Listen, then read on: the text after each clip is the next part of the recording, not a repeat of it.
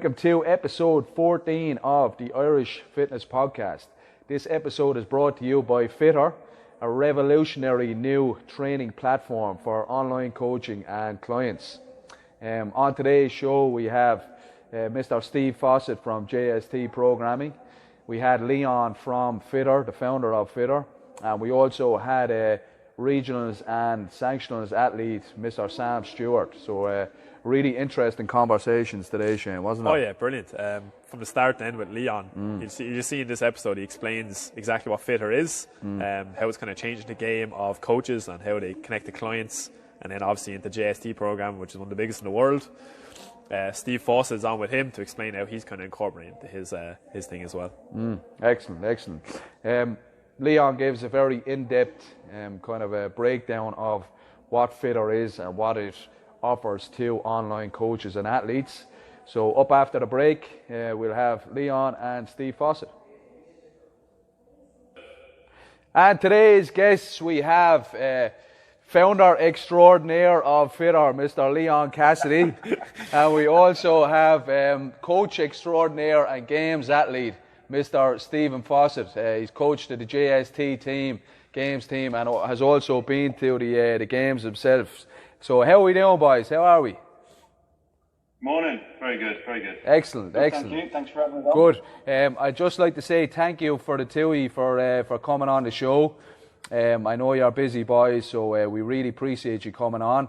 And a big shout out to Leon and FITR as well for helping us out and sponsoring the episode. So thank you very much to the two of you, boys. Dead on, no problem at all. Excellent. Good to be on. So FITR came on the scene, was it last year, Leon, as a coaching platform? Could you give us a little bit of a kind of a rundown of the history and the ethos behind it, and what your vision is for your program? Yeah, no problem at all. So as you say, we've been probably going behind the scenes maybe a year and a half. Actually, we've been kicking on and sort of maybe really got noticed end of last year. Takes a lot of time to build this sort of stuff. Brief history of FITR. As I say, a year and a half we've been going. We've approached the remote coaching business from a slightly different angle, we think, than the guys that are currently out there. It's all about making it as efficient as possible for remote coaches to be able to deliver their programming. So rather than having to invite single clients in one by one and then going into their calendars and then delivering them training and building it all, we've sort of flipped it on its head. So we're all about a coach, and Steve will be able to give you sort of real life examples of this from JST Compete. We flip it on its head and go, well, no, we allow coaches, brands, by brand I mean a collection of coaches, so good example, JST Compete with Steve, to develop and build a library of training programs, and those programs are easily shareable to a client base. Now, we have a range of training programs that can be utilized by the coach, and it's up to the coach how they want to use each one. If they want to use one, they don't want to use the rest. We've got 4. Give you a brief, your pod doesn't want to listen to me going into the specific real detail of what can be done, but give you a high level sort of overview. We do 4 different types. So we do your classic fixed length type programs, so start and end date, it says what it says on the tin really with the fixed length stuff.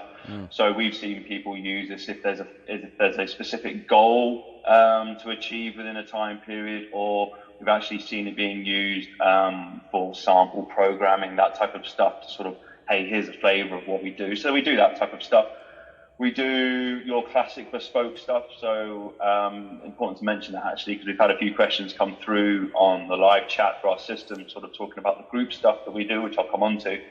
But we do all your bespoke coaching as well, so you can manage one-to-one clients on our system as well.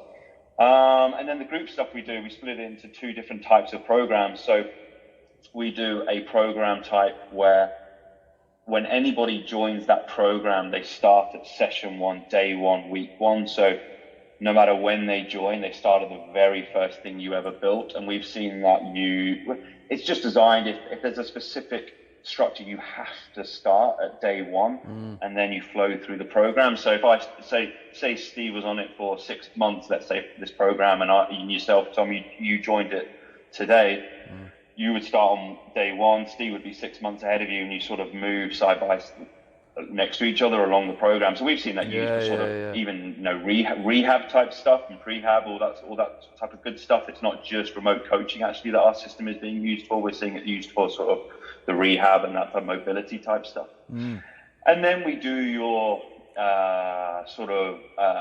program where you jump a day's date. So what are we, Thursday? If I joined today, I'd see Thursday's workout. You sort of, to give in the sort of CrossFit functional fitness world, it's your sort of, I join a box and I jump in at today's programming. We all do the same programming. Yes. We do that type of program as well. And you can build on FITR, you build up your program. So you effectively build a program page, you give it a name, description, add media, all this type of good stuff. And that has its own page and its own specific URL. So you can share a specific program. I don't have to invite you as a client and then give you the program. What I can do is, this is my program and this is who I want to send it to, or I want to put it on social media or wherever I want to put it. It's like having bbc.co.uk or skysports.com. It's the same thing. You have a specific URL for each program and you can share that however you want. And you can invite clients by email if you know their emails, that type of thing.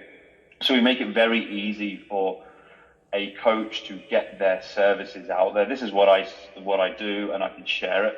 And then what we do differently as well is what we noticed in the market is it was sort of disjointed. You had guys who had a specific system for delivering for actually getting the sort of the training to their clients.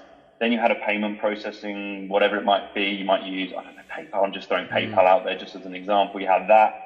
And then you also had maybe, again, I'm just throwing a name out, like a Squarespace or something like a Wix website sort of thing, like a setup. Yes. What we've said is, well, that's not efficient. It goes back to the whole, bit of a cliche, but let's give the coach as much time as possible to actually coach rather than sort of the admin, for want of a better word.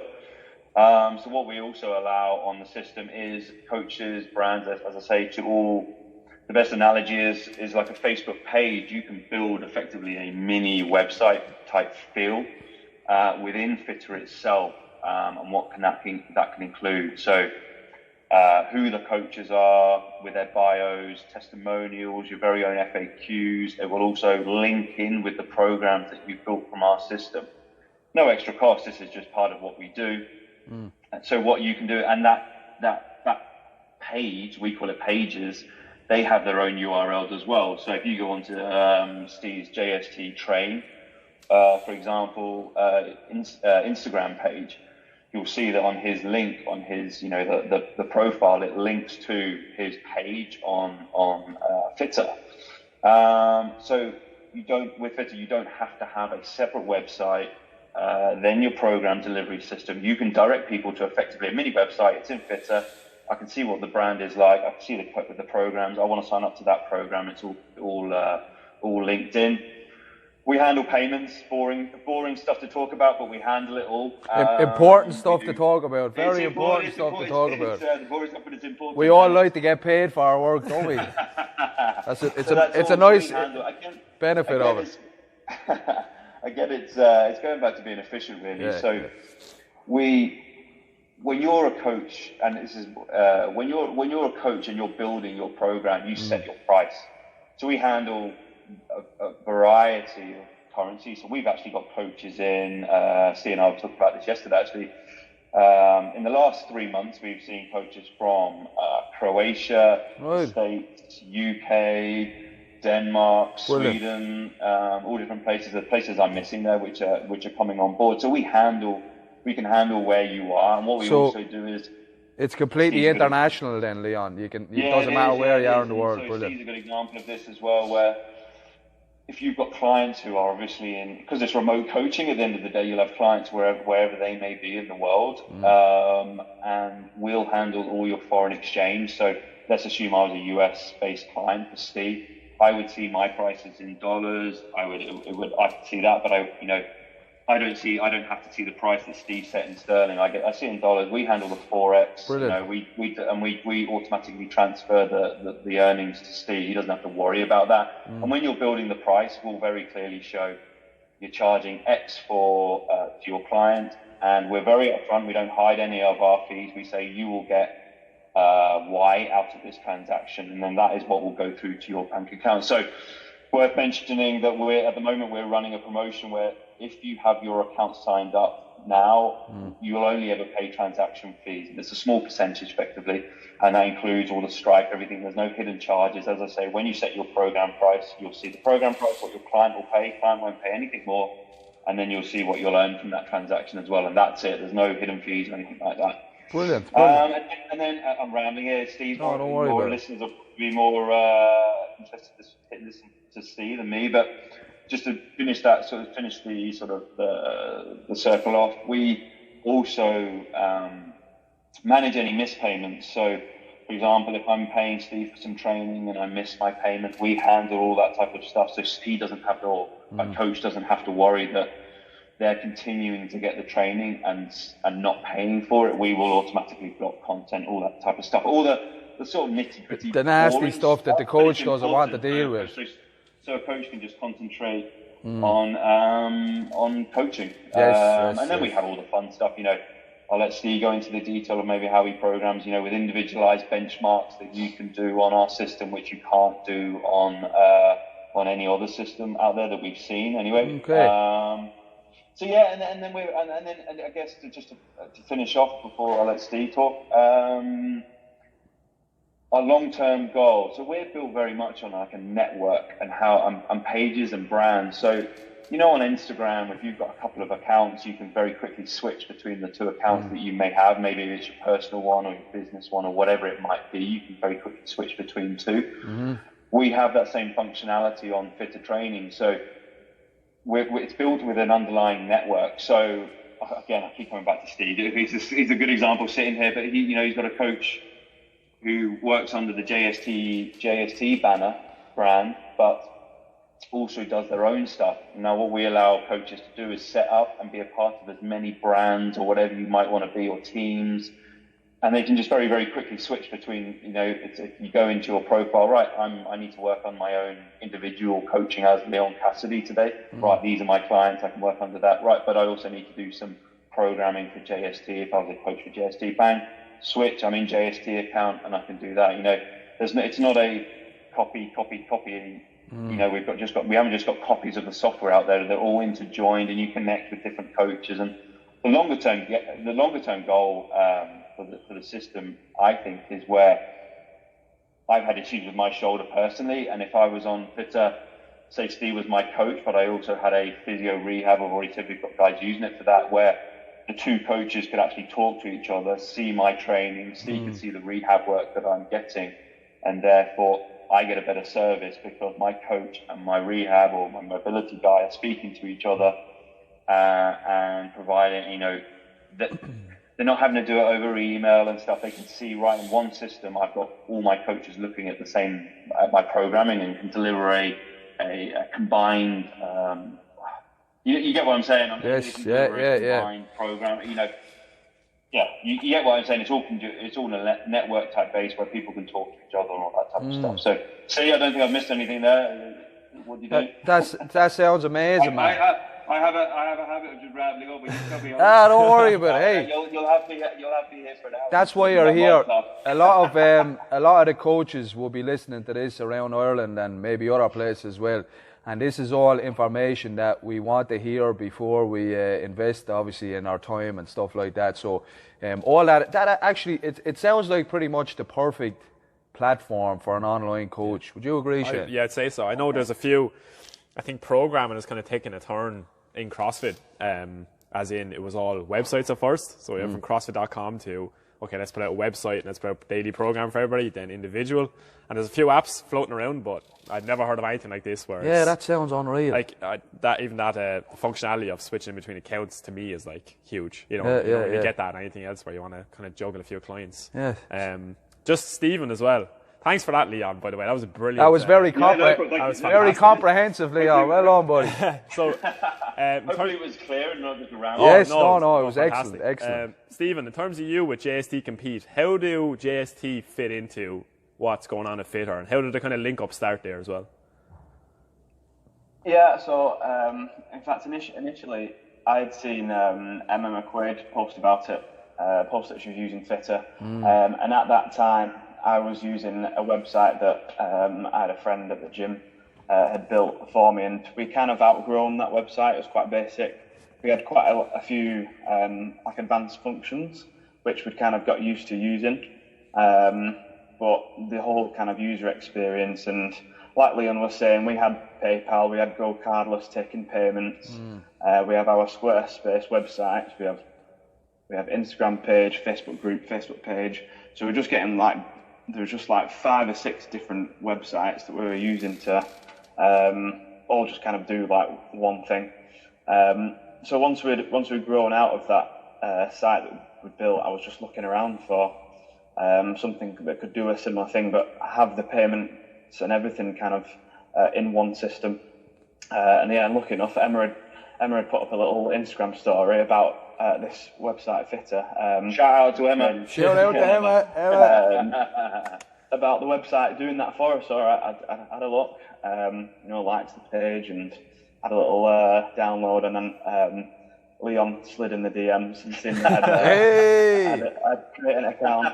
Businessman. You gotta watch it, I'll get into those DMs. Yes. It gets rough in there, lads. It gets rough in them DMs. Any middle-aged men slide in my DMs.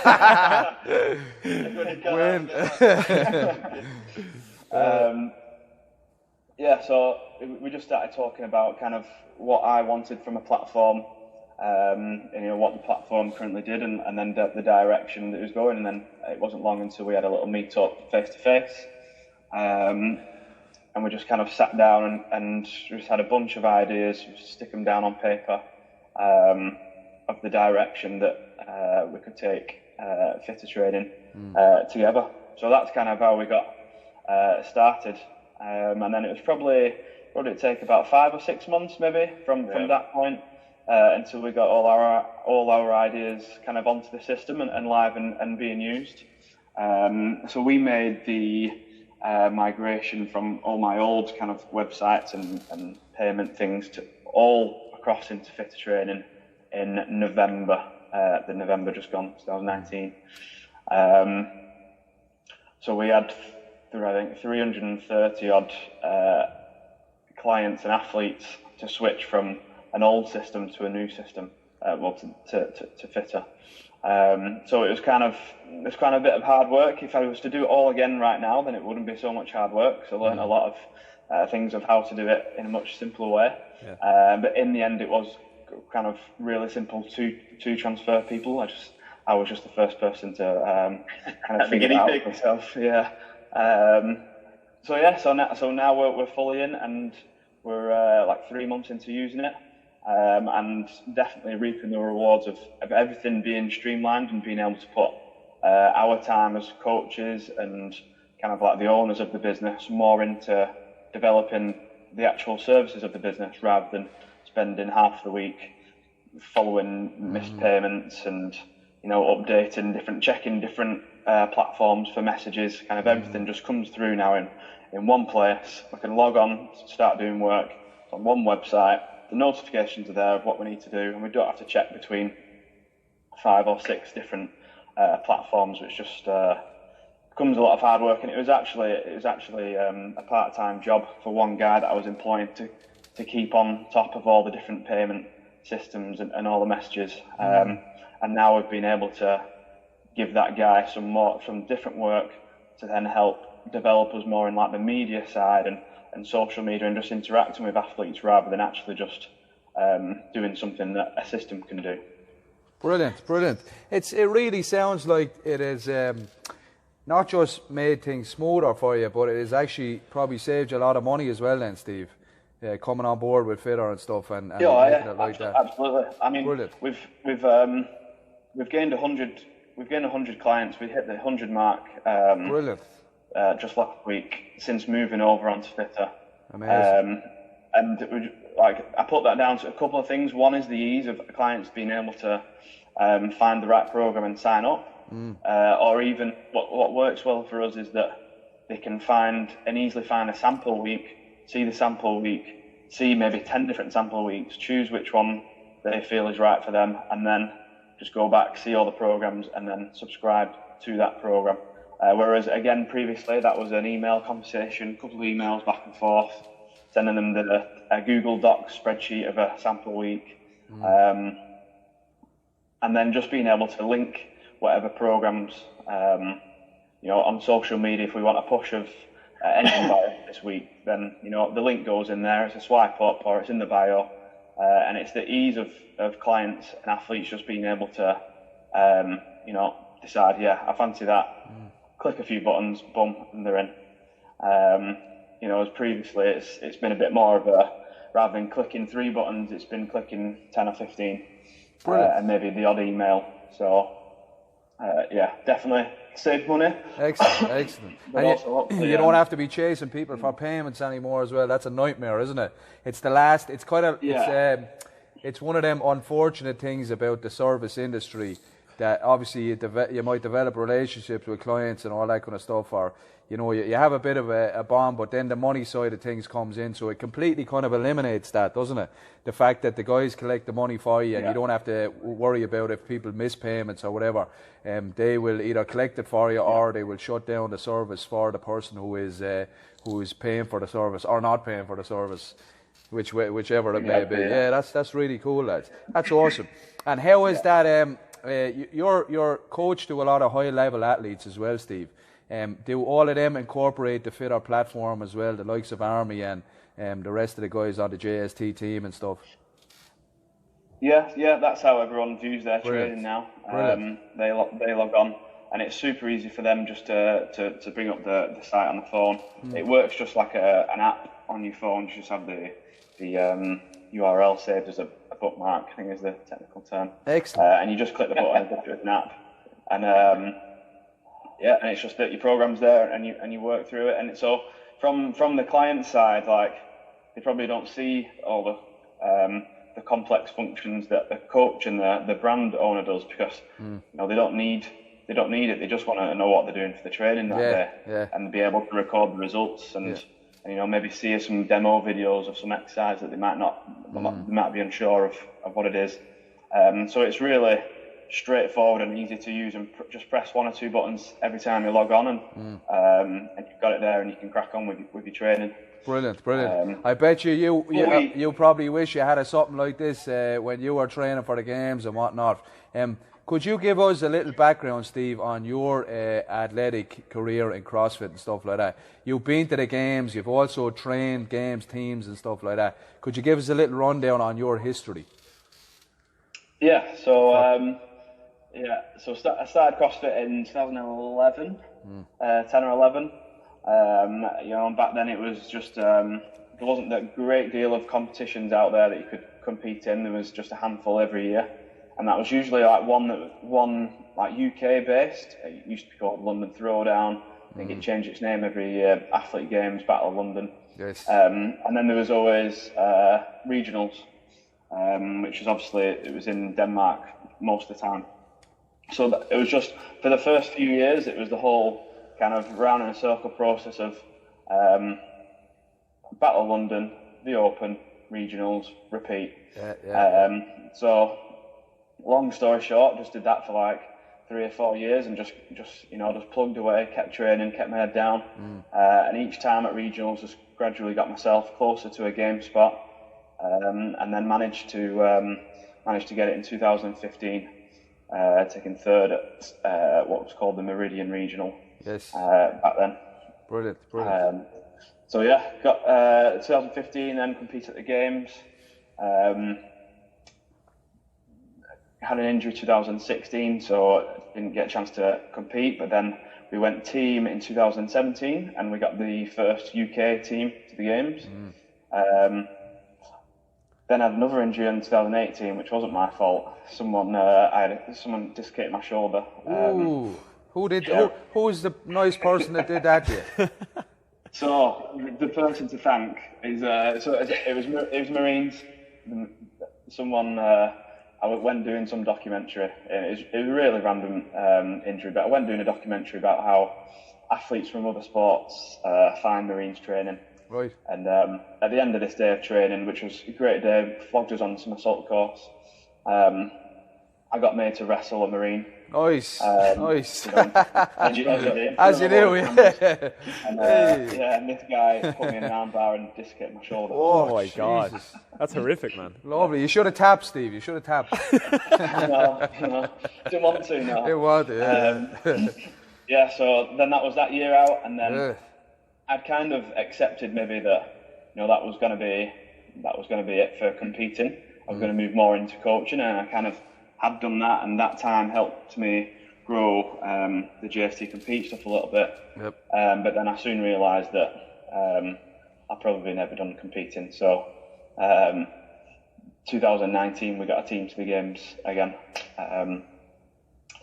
So yeah, and then we're fast forward to 2020 and still plugging away. I've got a Wadapalooza in 2 or 3 weeks. Nice one. Rogue Invitational in May. And possibly we might see an individual sanctioned event at some point in the year. But you're going to go back into individual? We'll have a dipping the toes. You should. You can't keep him out. He loves it. You're still a world-class athlete. You still hang with any of them, any of the best of them. Yeah. So I think you should. Yeah. You should treat yourself to a sanctional and see what happens. Yeah, that's what I'm gonna do. Is I've not competed in a sanctioned event as an individual. Yeah. And whilst I'm 31 years old and probably got a few more years in me, 100%. So I don't want to get to the point when I'm like 40 odd or 50 odd and look back and having 2016 where I got an injury at Regionals, be my last individual competition. So I guess it helps now that I've got a website that does most things for me, that I've actually got a bit more free time to put time into on your hands, man. Training, and I don't have to sacrifice time with family or friends either. Brilliant, excellent. And you're also a coach to a friend of ours, Mr. Armilis Balabilabilabilabish from Lithuania. He say his name. He said you'd hurt yourself if an Irish person tried to say it properly, they'd hurt their mouth. That's what he said to us before. So Army's going back to the games now for a second time as a coach. You must be very proud about that. He's an amazing athlete. I've known him for a good few years now, and he's one of the hardest working men I've ever known. Shout out to Army. So you must be pretty proud about that as well. Yeah, Army's a great guy. I've been working with him since 2018 after Regionals, when I think he felt like he didn't perform the best that he could do at Regionals then. So we've just been plugging away. Obviously the whole format changed from that point. And the lad's got a Lithuanian passport, so he's got his way into the games that way. But it's important to say that he's not, he'd already been to Regionals a couple of times. Like, he was already at that high level. He's not just someone who's managed to get a national champ spot out of luck. Like, he mixes it up there at the top. You've just seen he's just come second at strength and depth. I was going to say, that's what I was just going to say. With the guys in the team, like Pippin thrown into team and Mayhem, like on a couple of events. So the guy, like you say, the guy works his socks off. Got a full-time job as well. Puts the graft in, doesn't complain, and he just loves to compete as well. He's got the games coming up in August, but he's also got a few other competitions that he'd like to travel across Europe and get himself on top of another podium there as well. Yeah, I think he's just one of those outlier athletes where you'd wonder how he can juggle so much. He's such a high level competitor, yet I think he fixes cars in his spare time. He does like NCTs and stuff like that. So shout out to Army. One thing I thought was interesting was the kind of Irish and JSD kind of link up, even at strength and depth. So they were challenging Mayhem that whole weekend. So you saw obviously Helena, who was with JSD Compete as well. And then that run, I suppose I was going to refer back to you guys winning the run in the games this year, which I thought one of the most impressive things I actually saw at the games, because I was actually screaming at the TV when you were doing it. I thought it was really cool to see the JST team out in front of that ruck run and kind of taking it. What was that kind of experience like, being on a team at the games as well?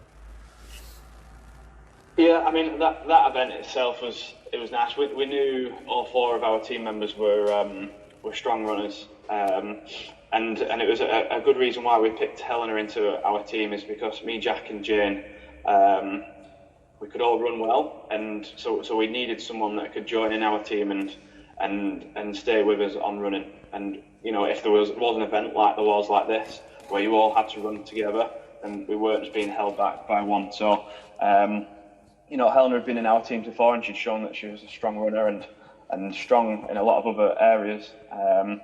So going into that event, we knew that we had 4 good runners. We knew that we'd do well. Maybe not win it by as far as we did. Yeah, it's a bit of a whitewash now. It was pretty impressive to see. Yeah, it does make me think, when you see, throwing and mayhem are another level, but it does make me think, how often are these people running? Because we do a bit of running, but it's not we're not running every day. Do you know what I mean? We're not. I think it's that famous hill outside your gym I've heard about, the JST hill. Yeah. That probably has something to do with it. Yeah, it's like that. Yeah. So maybe that helps. Who knows? Maybe that helps. So yeah, that's the 3rd event that we've won at the games, and it's the 3rd. All 3 events have included running or weighted running. So yeah, maybe it's just something. Maybe it's something that me, Jack, and Jane we're good at. We've been the same. We've been in every team or every event. Every team that's won one of those events. Maybe we just have a bit of a different approach than other guys. But yeah. Brilliant. Excellent. All right, lads. Listen, we're going to leave you go now. We're going to wrap it up. Really appreciate you coming on. Leon, before we go, what's the best way to get in contact with you guys, and can coaches out there who are thinking about going online or who are already online, can they contact you and ask for advice and find out a little bit about the FITR platform and stuff like that? What's the best way to get a hold of you, buddy? Yeah, so you can slide into my DMs. Hey! Doesn't happen very often anymore. No. Join the club. All jokers, or Instagram, you can get hold of us. You'll get it passed on to myself, or if you actually go onto the website, so it's get.fitter.training is the website. You'll see, as you see on many websites, that sort of live chat in the bottom right-hand corner. Use that, or you can email me at leon@fitter.training. That's my email. Just find me. Any of the above. Just get in contact. We're very very keen to hear from coaches. We are happy to help and answer any questions people have got to get up and running. I often do sort of actually got one after this podcast, sort of a walkthrough demo. We're happy to sort of link up and do that. I was about to say face to face, but you know what I mean, on screen share and stuff. So we're happy to do that. Yeah, just get in touch, and we'd love to hear from coaches. As I say, thanks for having us on. Appreciate it. And Steve, the same for you, buddy. If people are interested in the JST Compete, how do they get a hold of you, and what's the best way to get in contact about any of your programs? Yeah, the website itself, the FITR Training website and our public page is probably the best way, and you can find the link to that through our JST Compete Instagram bio. So you just click on there and you can contact us straight through there. Have a look through all the programs, and it's worth noting there, if you're a coach that's wanting to sign up, that just going on to the which one is it? You should know this. If you just spend 5 minutes, it's that simple. You'll be able to figure out. Yeah. Brilliant. We actually just following up on what Steve was saying. We actually just launched a new version yesterday of the site, which, amongst other things, it's a brand new onboarding experience for coaches. By that I mean, when you come on as a coach, it's very now, logical flow in terms. We've totally sort of revamped that. So as Steve says, get.fitter.training. There's a big button that says sign up, coach. How do you want to coach, etc., and we'll flow you through into the system and get you up and running. But yeah, give me a shout. I'm happy to speak to any coach who wants to have a chat about what we do and get them up and running. No problem at all. Happy to do it. Excellent. Lads, I really enjoyed talking to you, as I'm sure that Shane as well. Fantastic. It sounds like, Leon, you're onto a really special thing there. You know, it sounds Appreciate it. very innovative, and I've never, as I said, I haven't seen anywhere that offers all them kind of services in one place. So I think you're going to be very successful with it, or continue to be successful. I know you already are. Appreciate it. We're just getting started. We're just getting started. Absolutely. Yeah. This grey in my beard is Steve. Hey, that's it, boy. Because he wants.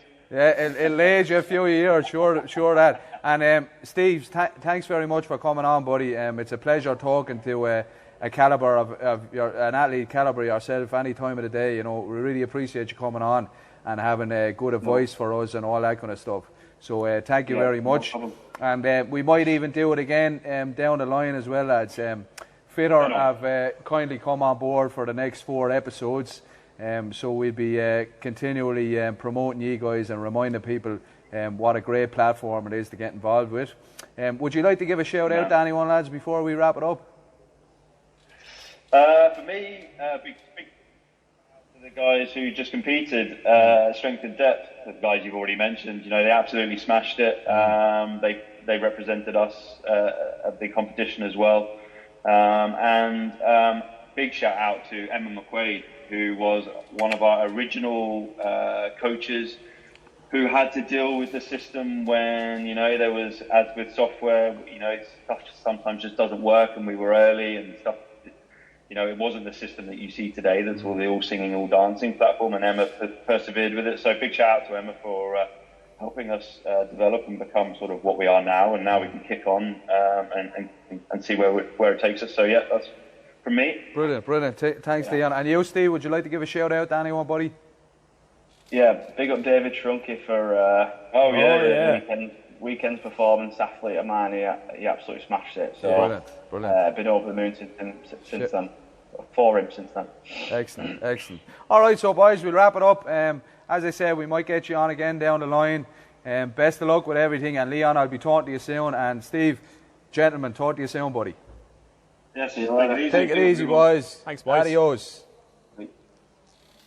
That was good, wasn't it? Very interesting. Great chat, yeah. 2 good dudes. It really does sound like the perfect online platform, doesn't it, for coaches? It does. For anybody who's even getting into the space, or if you want to be an athlete that goes on a different thing, it's just, there's no more looking at websites, refreshing pages, or waiting for a workout. You know, it's in your phone now, and it's pretty much an umbrella. If you're a coach and an athlete, even better. You can use it for 2 things, you know. For the athlete as well, then it makes things easier, because you can go on there, you can get it all in one place, and you have constant, obviously, contact with your coaches and stuff like that. So that was FITR and Steve Fawcett from JST, guys. Up after the break, we're going to have our most sanctional athlete ever, Mr. Sam Stewart. And today's second guest from CrossFit Ireland, we have Mr. Sanctionals, Mr. Sam Stewart. Sam, how are you, buddy? Good, how are you? Good, boy, good. I'm delighted to have you on the show. Again, this show is all about trying to talk to our top-level athletes, and you are certainly one of them for a good number of years now. So I really appreciate you coming on the show. Thanks very much. Cheers, thanks for having me. Good. How's things, man? How are you keeping? You've been busy boy lately. You've done a lot of sanctionals and stuff like that, as we said, Mr. Sanctionals. How did strength and depth go for you?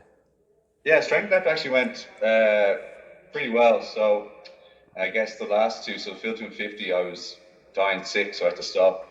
Then I nearly drowned at Dubai, lost all the points. Jesus. And then this one finally went well. So it was really good.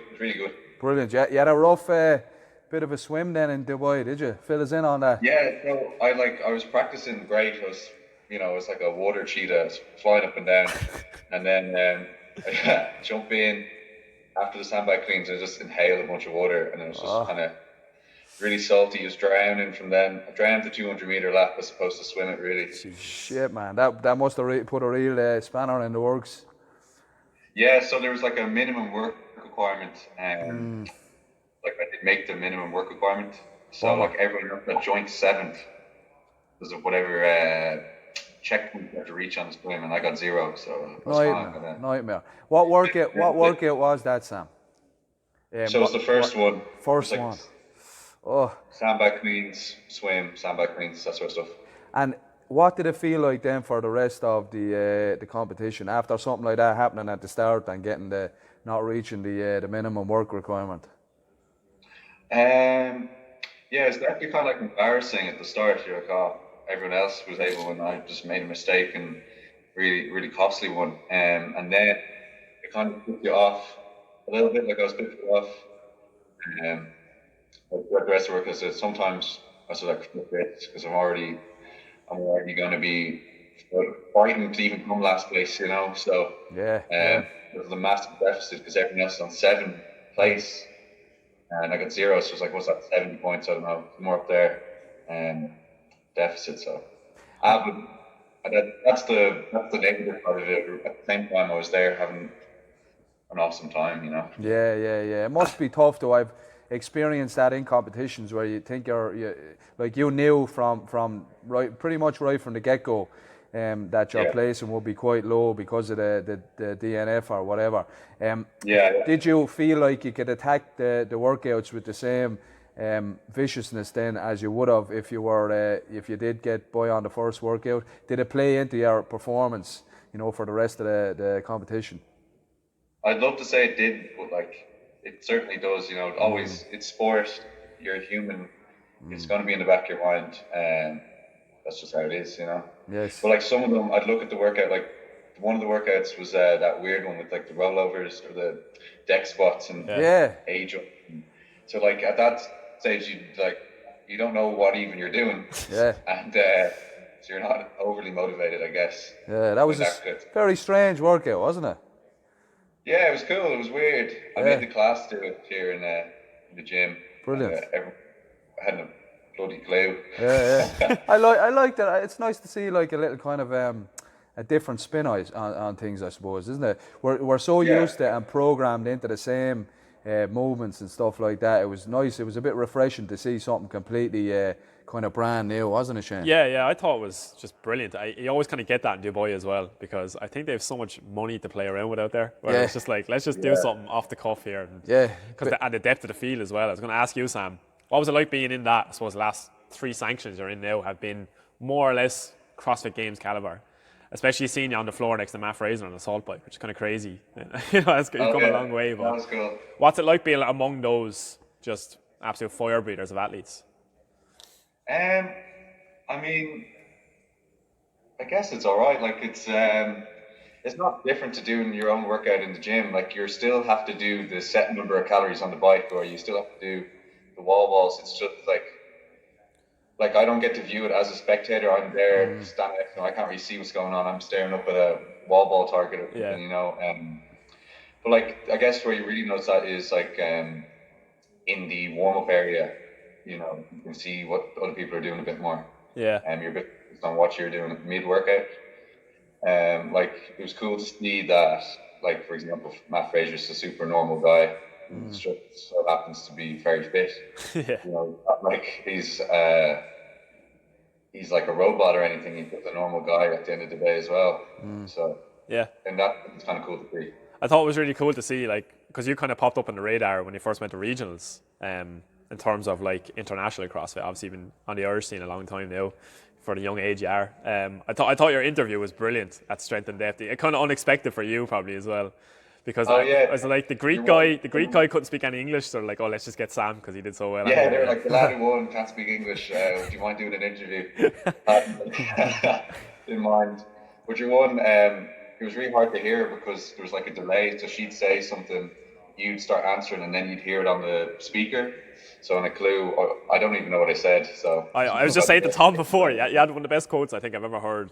It was like almost like a Conor McGregor one, because it was more like, I think she asked something about PD Savage and you in the Open, and then she asked about why do you think there's so many good Irish athletes coming out of Ireland? Like, you know, why do you think there's so many good athletes coming out? And yours like, I think it's the milk. And then that was kind of interview over. Yeah, it's definitely the milk. It's definitely the 100% the milk. So you had a good one at Strength and Depth, maybe not so at the Filthy 150 and Dubai. What other sanctionals have you got planned for this year, Sam? So I'm off to Waterloo now at the end of the Brilliant, month. brilliant. Congratulations on qualifying for that. That's another big one. Cheers, yeah. And then I've qualified for Reykjavik, but I'm not sure I'm going to go. It's because I'm completely broke. I'm going all these Sanctionals. Yeah. I bet it is quite a costly thing to be travelling around, especially Miami, man. That's a big one. Yeah, that's a big one. Yeah, that's a huge one. So that's gonna leave a dent. You should do what Michael Welch does. Start a few GoFundMe pages. Shout out to Michael Welch. Yeah. And then maybe I think the French Throwdown at the end of the year. Okay. What date is the French Throwdown again? It's the end of June. The end of June, start of July. That sort of region. Yeah. I actually hope you don't go to that so you can come down to us. Do you remember last year? You got fucked up last year over there and you couldn't make Erewhon. So in a selfish way, I'm only messing. I do hope you get to it. But in a selfish way, I'm hoping that you don't go to it so you can come down to us. I can understand, fair enough. Yeah. So stay away from the French Throwdown. So you've been training for a good few years now, Sam. Do you want to give us a little kind of a rundown on how you started, how you got into it, your previous athletic ventures, we'll say, and how you started CrossFit and all that kind of business? Cool. So I started CrossFit when I was in school. So my PE teacher, I guess you'd more call him coach. He's beyond a PE teacher. He did CrossFit like in the mornings before school, and he's a high level strength and conditioning coach. So he kind of ran like CrossFit stuff after school. So like we'd show up like so I was with Ian Dara, who was into CrossFit ages ago. Ian. He's an he actually did the first ever IFC or the stadium throwdown as it's known. Excellent lifter. He's great CrossFitter as well. I'd love to see him back. Shout out to Ian. Yeah, so he was about 4 years ahead of me. So I was in like first year, he was in fifth and sixth, and like him and his mates would all be doing CrossFit after school. Jonesy, my PE teacher, David Jones, would put up the workout of the day sort of thing. Brilliant. Do it after school. So it was all through him, David Jones. He's super overqualified to even just call him a PE teacher. Like he's produced some serious athletes, like noticeably the Irish rugby athletes like Jordan Larmour and Andrew Porter. Like I was in school with Jordan, and Angie was just like 2 years ahead of me. So those are big boys. Then he started learning weightlifting. I did some weightlifting comps with him through school. I guess I was doing CrossFit after school then as well. But the big thing I was doing was martial arts. So since from like sixth class to pretty much 6th year, I was big into martial arts, like Brilliant. Chinese kickboxing. I competed in that, and then kung fu as well, so like kind of your more traditional martial arts. Brilliant. I think martial arts is an excellent base for any kind of training. I have a martial arts background myself. I spent a good few years training in kickboxing and Thai boxing and stuff like that, and I think it's a solid athletic foundation for anyone. I definitely highly recommend any kids doing or anything like that. You know yourself, between the explosiveness and the flexibility that it generates and stuff like that, and I think it's a great base for CrossFit as well. Would you agree with that? 100%. Yeah, absolutely. I think even more important for stuff like, for I guess you're saying kids, but like it's good for like just having a goal. Like you set a goal, you want your next coloured belt. Yep. And you set your goal, you know, your steps by steps what you have to do. Yes. And that kind of carries over to, I guess, not just athletic endeavours, but everything. Good for teaching respect, I think, as well, and just a good hard work ethic and stuff. Yeah, 100%. So you started off with martial arts, and then you in the school years you started getting into the weightlifting and CrossFit. What happened then? Pardon? Where did you go from there? Okay, so in 4th year I was doing work experience. I needed to find somewhere to do work experience, and then obviously I was training after school and stuff. So I did end up doing work experience in CrossFit Ireland. Brilliant. Back in the old location. Brilliant. When I was in 4th year. So then that was in like May of maybe 2014, 15, whenever I was in 4th year. And then I stayed for the summer. I trained all the classes there. Then I go back to school for 5th year. I just kept doing stuff in school, and then the next summer, the location had swapped, and I joined it for the summer again, and then I just kind of stayed. So I just kind of kept training then, and then I just got stuck in. Obviously, I was hooked since I was about 12, to be honest. Excellent. What a place to do your work experience as well. Yeah, I'm still here. Unreal, yeah. You must have done something right. Colin is like the original guy from CrossFit. You know, I looked up to him when I came back in 2010 from Australia. He had the first affiliation, and one of the first in Europe, he said as well. So like 2007 or something. Yeah, amazing. He's only paying his $500 a year as well, which is nice for Colin. That's his affiliation. All the rest of us are in the thousands. So shout out to Colin. And in terms of your, so you've been doing it since you're basically a kid, Sam, haven't you? Yeah. Excellent. And nowadays you're obviously at that high level. I'm sure it's like a much more intensive, long training day for you now. How many hours a day do you train, and what does a typical training day / week look like for you? So I follow the Prepared programming by Phil Hesketh. I've followed that since I think last June. It works that you can kind of spread the load of the stuff on the program how you want. But it kind of works out to do like maybe 2 to 3 hours, maybe before some times, depending if I split it up.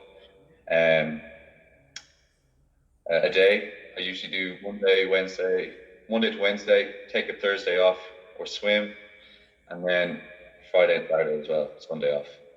And is that like, do you do double days, or if you put a time on how many hours a day you train, how many hours would you train?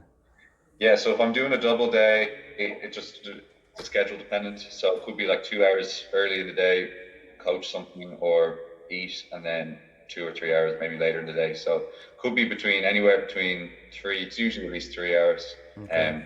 If I really drag the arse out of it, it could be up to 5. But that's just me messing around. Too much time on the IG when you're in between sets, buddy. It's like getting into them DMs. And Shane, did you want to ask about nutrition and recovery? Yeah. So Sam, just a short bit on, I suppose you're doing so many sanctions now, and you're at a really high level in your training, probably at your peak or moving towards it now. What's your nutrition look like day to day, and how do you follow any specific diet, or just what is it? I actually, some guy messaged me there the other week, or last week after Strength to Depth, being like, yeah, I'll happily be your nutrition coach. So maybe an hour and a half after this, I've got a call with him. Okay. But up until now, I just, just kind of wing it a bit, I've looked at the RP Strength app, just to see what kind of, I'd never really put in my macros or followed it strictly, but I've seen like habits, like the kind of rough ideas of how often you want to eat, which is fairly often. And like I wasn't eating enough carbs, so I'd be eating, like most young lads probably eating far too much protein because it has the word protein on it. Yeah. When in reality, you got to be your carb and kind of balance it out properly, Yeah, I suppose it's a big thing for energy. And another thing, I suppose, on top of nutrition is, what does your sleep look like? I know it's a big thing with athletes now. Yeah, so I'm definitely not an early worm or early bird, whatever they call it. Early worm. Yeah. I'm going to use that. Early worm. It's close enough. Yeah, we couldn't get you on show early this morning. You wouldn't get up out of bed. Hey, you're right too. Really. Yeah, you need it. Do you how many hours sleep would you get? I definitely sleep by I at least get 8 hours. Sometimes, of course, that doesn't happen, and then sometimes you end up sleeping closer to 9 or 10. But you just do your best to be consistent with, getting to 8 hours. 8 is your magic number, I think, right? So. Okay. And would you track your sleep, Sam? Do you use any kind of an app and a wrist strap or anything like that, or? No, haven't done that. Okay. I did get one of these apps where it's like you put your phone on like beside your bed, and it just I think it detects your sound and motion or something. Yeah. But I think I did that for a week. They won't be as reliable. Do you have any kind of a heart rate monitor that could do it for you or anything? No, never used heart rate monitor. I'd highly recommend it, man. We have all our I'm trying it myself here at the moment, and we have all our athletes on it as well. and it's really keeping us all accountable to the sleep and stuff like that. And it's amazing how much people undersleep and what happens and the benefits of the actual getting, like you said, the 8 or 9 hours in, you know. So if you could get one of them, I would highly recommend it. Yeah, I know some of the lads have one of those Whoop watches. Or Yes, that's the one I use. Yeah, they seem good. I'd never used one of those. So I was at Strength to Depth last week, and they had the run workout, and everyone's there with their fancy watches. They started the long on, you know, press buttons, everything's beeping like R2D2. Yeah. And I had to borrow someone's watch because I didn't know I had to fit in. So I borrowed Louis. Is it Louis McMaster? Louis McMaster. Shout out to Louis. Yeah. Cheers for letting me borrow your watch. Hey. And so I was there. I was about to start the race, and it starts buzzing. It's going, I only know how to press the one button to start the thing, and it's telling me it's telling me all these people are mentioning me in Facebook comments. So I was like, oh god, I'm gonna have to look at memes now for the whole rest of this run. Yeah, fucking hell. You'd be getting Louis' DMs straight onto your wrist. Yeah, I know. I was worried what I was going to be. Sam, you mentioned the strength and depth again. It looked like a really good competition for you. I think looking at the workouts, it kind of suited you as well. A lot of barbells and stuff like that. What was your favourite workout of the weekend, or your favourite moment of being over there? I guess favourite moment. There's a heavy clean workout where like the weight went up and the reps went down, and I was in the top heat with Fraser and stuff. That was a good one. It was definitely the loudest comp. There were so many people. Like the stands were packed, and it was actually like a good atmosphere. Like sometimes it could be packed, but it could be quiet, or people are just kind of standing around doing their own thing. But everyone's kind of like invested in the workout, and it was actually. I think there was 7,000 people, I believe, there, and it was sold out. Jesus, it's a huge sanction. Whoa, yeah. That's amazing, isn't it? That's definitely one of the biggest. In the world, I believe. I didn't know what to expect, but it was definitely massive. Yeah, they did it really well. I thought the program in particular was brilliant. Even for, I think you liked it obviously, Sam, and then I thought from a spectator's point of view it was just brilliant. I liked the boat. The rowing was class, wasn't it? Yeah. What did you think of that, Sam? How did that suit you? Or no, it definitely didn't suit me. It was good fun. It was really good fun. So we got like a practice go. So I hadn't been on a boat, and I thought I was going to be the only one. Then loads of people there were like, "Oh yeah, don't worry, I haven't been on one either." So got a practice go the day before, and it went really well. And then I probably got a bit too confident. It's like, oh, I won't worry about the row. Yeah. The practice go went great, but then when I was doing it, so they did staggered starts. I was going all right at the start. Then my oar flipped the wrong way, and then I was like zigzagging up the stream. I think someone told me, the commentator said I was taking a bit of a detour. Yeah. And I got back together towards the end, but I think I placed very close to the bottom of the field there. Oh, really? Okay. Maybe that's why something you do in the future. I might be going down to Liffey in a boat soon or something. Imagine. In between sessions, that'd be good. That'd be class. So you enjoyed it anyway over there. Just one more thing on the recovery side of things, Sam. What else would you do anything in particular for recovery? Do you spend any time with therapists, massage therapists, like things like saunas, swimming, anything like that at all? What's your kind of typical recovery thing? Do you do at-home mobility? What would be that extra that gives you that kind of extra edge? So I'm absolutely the worst person for mobility. I think so. I started using the GoWad app recently, maybe in the last 3 months. Oh yes, is that what you use? Shane? Yeah, it's a good one. Yeah. Good. It just lays it out, so you can literally put in, like I'm going to do snatches. It'll kind of say, okay, do this stretch and this stretch, for this long for you. It's like a customizable ROMWAD kind of thing. I'm hounded by everyone to go to physios and get massages and stuff, but it's just making the time. I just need to be more active with it. I use the Compex. Compex I think is great. Yes. Like after some volume on the legs or something, I think it's a great tool. And then I just find if I warm up properly, I should be okay, and just cool down properly. It's and too many people show up, dive into the workout, wonder why the bar feels heavy, and then suddenly their knees are sore or something, you know. Yeah. And then suddenly when their Metcon's over, they just swap t-shirts and they're good to go. You know, they don't cool down. They just let their body go from full effort into cold. I think that's where the problem is. So I think if you warm up and cool down properly, you can kind of save yourself a little bit. Now, I wouldn't take that advice too strictly. You know, each to their own. But I don't think there's an exact formula on how to stay exactly recovered. No, I agree. I think you're 100% right about the warming up and cooling down. Like, and from my experience with myself personally and from seeing other athletes as well, I think a lot of injuries happen because we're asking the tissue to go somewhere that it's not used to going. So if we can bring it there under kind of a controlled circumstance before the workout starts in a good mobility / warm up, then when it comes go time, then we're used to being in the position and there's no drama then, and we're not going to get hurt. I'd say that's the kind of the best way. Would you, Shane? Yeah, for sure. Yeah, like Sam was saying, really sound advice there. People just kind of dive into workouts. Yeah. So like if you have Fran on the menu, it's probably a good idea to come in just a bit early, a bit of mobilization, get warmed up properly and hit it, and then maybe jump on a bike after. Bar 40 kilos. Yeah, straight from 20 into 40, and then 42.5. Yeah, into the pull-ups then as well. Warm up as you go. Sam, Colin was mentioning to us that obviously you've been a part of CrossFit Ireland for many years now. You started off there as a kind of an intern, and then you went on to be a coach. And you're now also doing the programming for the gym. Is that correct? Do you want to give us a little insight into that? Yeah, so I guess I've been working here nearly, I think, 3.5 years, maybe closing in on 4. So in the last year, I think I started doing programming. So Colin was always doing the programming.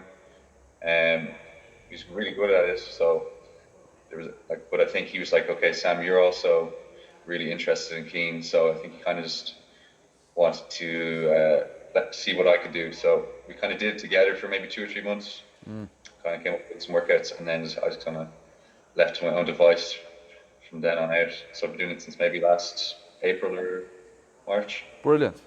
It's a great feeling, isn't it, when you're programmed for all them people and you get to see on a daily basis people enjoying it and getting better and getting fitter, and it's a lovely feeling.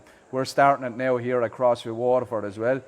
We're going to all let the coaches program different times of the month and the year and stuff like that. So I know you're looking forward to it as well, Shane. Yeah, for sure. And I suppose when you come from like a different, I suppose like Sam, you probably know about this obviously, competition is a bit different to what people are doing in the gym.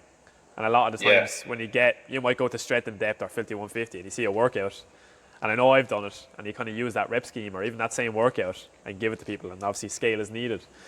So there's great opportunity there to kind of scale down for people. That's what CrossFit is. I'll always program anything that's coming up, like we did those Rogue Invitational qualifiers this week, like, you know, and then we did some of the strength and depth ones last week. Yeah. You know, it's great to take from people who are actually getting I don't know, getting paid for it, I guess. Yeah, exactly. You know, like in the big scheme of things, you know, like their job is obviously to program for competitions, so they obviously are doing something right. So yeah, exactly. Those workouts. I suppose the best programmers in the world are all doing those Sanctionals, aren't they? And some of the like veteran games athletes are in on it out, so it's good to take their kind of work and go with it. And test yourself against the level. Yeah. And Sam, you know, say like Joe Soap is up in your gym and he wants to do competitions and stuff like that. Would you think he should be on a separate program, or do you like to keep things unified and then do a little bit of extra after class or before class? What way do you handle competitive athletes, we'll say, up in your gym? I know obviously you're on a different program because you're on a different level, but say you're people that just want to go to the 50-150, or they want to come down and try intermediate at the IFC or whatever it is. What way do you deal with them people?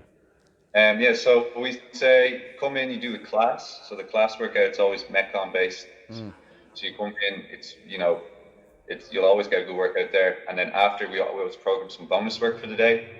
So like it could be extra like engine stuff or strength accessory stuff. And then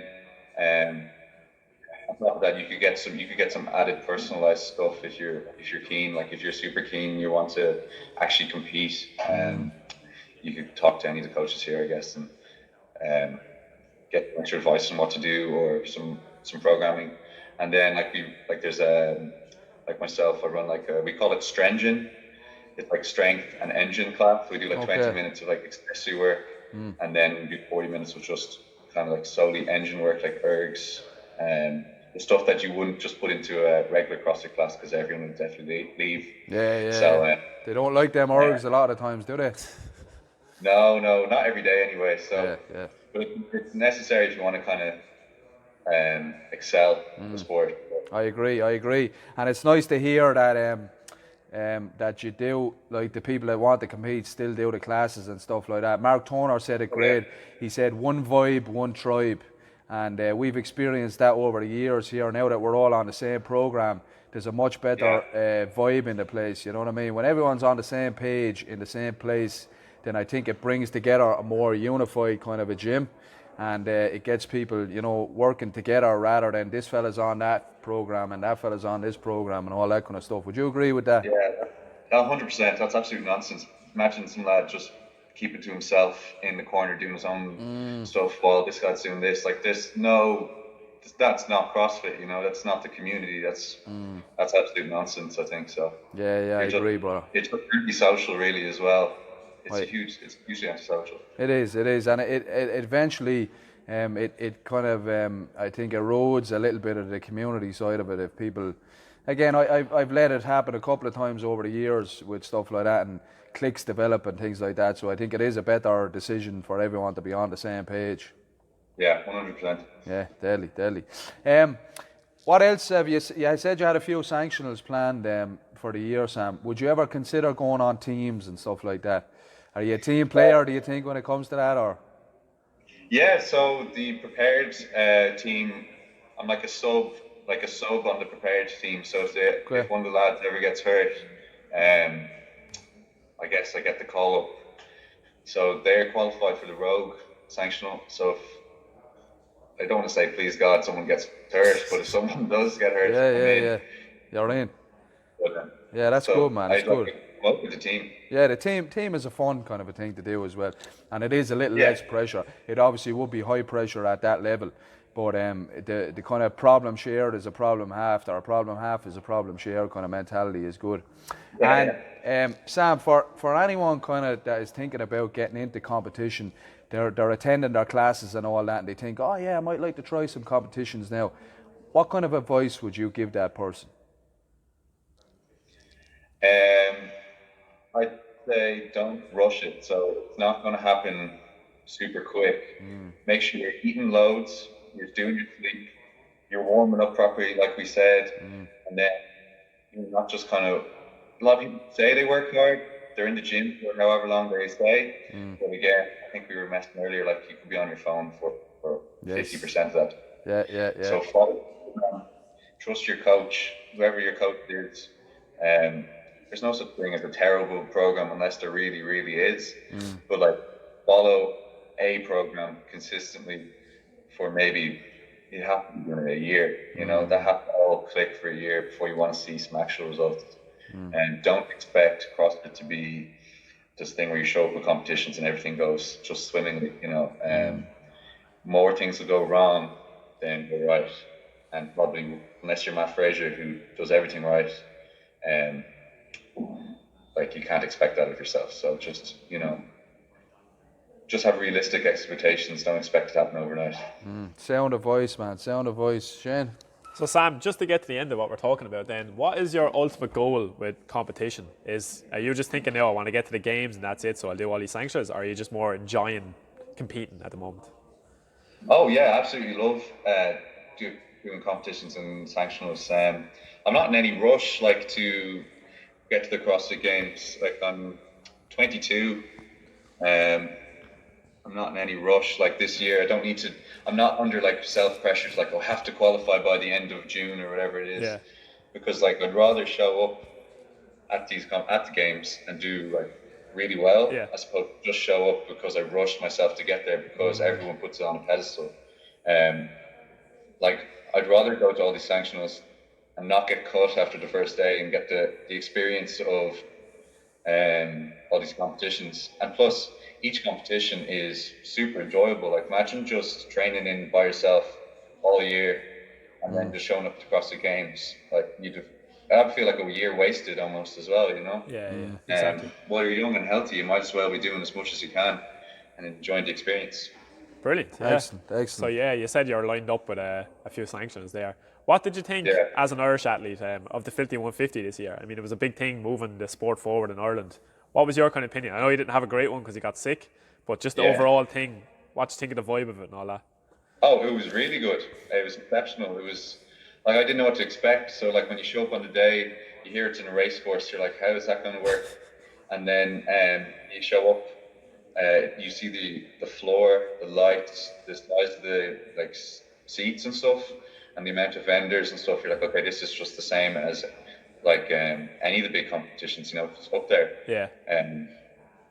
Yeah, it's completely up there, and there was some serious online international qualifier really got like some serious athletes there. You know, there was no one wishy-washy there. No, very legit competition. I thought the programming, especially from Jamie, was fantastic. You know, those very good workouts job, were. It's probably the best I've seen actually from Sanctionals so far. So yeah, It was really new. I like the whole idea of the sandbag thing going over the shoulder, and very cool. The sandbag throw. It was some good. good. It's like you've seen everything else. You've seen it in all sorts of orders. You know, it was nice to see something a bit different and how it would play out. So I guess half of watching that was, oh, will it work? Will it be good? And then it turned out to be good, and everyone got into it. You know. Yeah, exactly.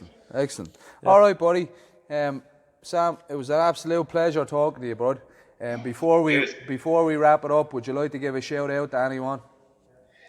Sponsors, coach, anything like that at all? Anyone you think? Yeah, so I guess Prepared Programming, CrossFit Ireland,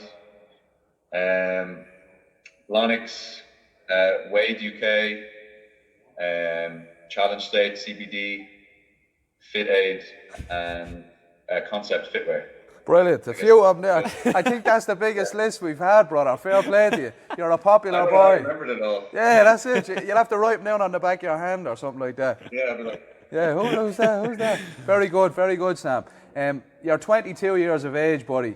I'm really looking forward to seeing what goes on between yourself and the youngster Tig over the next few years. I think the rest of the boys are hitting their pinnacle and all that, but I have a funny feeling that it's going to be you and Tig for a good few years, battling back and forth, and I have no doubt at some stage you're going to make the games, if not this year, one of the years after. I have full confidence in that, and I wish you all the best, and I really appreciate you coming on. Cheers, thank you very much. All right, brother. And are you coming down to me now in July, or what's going on? We've got to see about the French Throwdown. See about the French Throwdown. I hope the French Throwdown, I hope it goes under or something like that. Fingers crossed, folks. Shout out to the French Throwdown. All right, buddy. We'll wrap it up, and hopefully I'll see you soon. Shane. Thanks, Sam. Thanks for coming on, buddy. See you later, brother. Take it easy. Good luck. Best of luck. Boom. Brilliant. He's a star, isn't he? Yeah, he is. He's 22 years of age. He's on his way, Sam. Yeah. It's going to be himself and Tig. Shout out to Tig. I think, not that the boys are Petey and Jamie are on the way out, and Mickey and all that, but I think Mickey is, he has a few years. There's only a certain amount of years you can do it. Yeah. And with the likes of, like, I know that Petey and Jamie have had surgeries already. All these things add up, you know what I mean? Yeah. Petey's turned 30 the other day.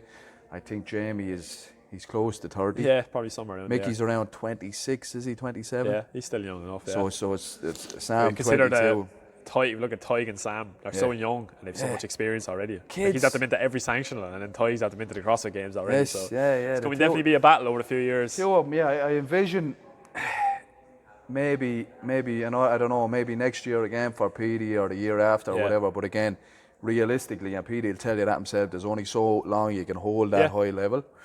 So I think, Tig is 19 and Sam is 22. So I think for about 5 years, but then there's someone else that's going to be another Tig or someone coming in. Yeah. I think they'll be the top dogs. Patrick Lenihan from 82. Shout out to Patrick. Extremely young. He'll be coming up as well, I'm sure. You know what I mean? Training with Army and stuff like that. Yeah. So there's a lot of interesting stuff on the horizon, I think. Yeah. And we'll bring it all to you, folks. Yeah, we'll try. So That's a wrap for episode number 14. We'll be back next week with episode 15. Until then, take it easy.